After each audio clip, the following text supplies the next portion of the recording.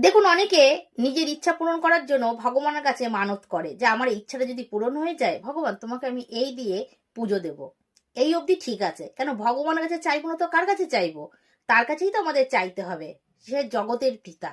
কিন্তু এই মানত করার সময় আমরা অনেক সময় পশু হত্যা, পশু বলি দেব, এই ধরনের মানত কিন্তু করে থাকি।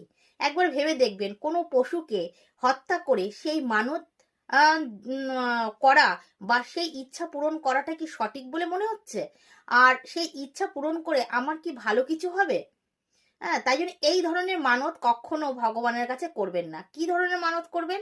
যে হ্যাঁ, ভগবান তোমার ১০৮ বার নাম প্রতিদিন করব, যদি আমার মনোবাঞ্ছা পূর্ণ হয়ে যায়।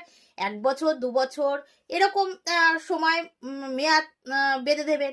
বা বলবেন যে আমি তোমার মন্দির এতবার পরিক্রমা করব, তোমাকে দর্শন করার জন্য অমুক মন্দিরে যাব। এই ধরনের মানত কিন্তু ঠিক আছে। কিন্তু কোনো পশুকে হত্যা করে অ্যা হত্যা করা মানত উম মানে চাওয়ায়, এই জিনিসটা আমার মনে হয় ঠিক সঠিক না।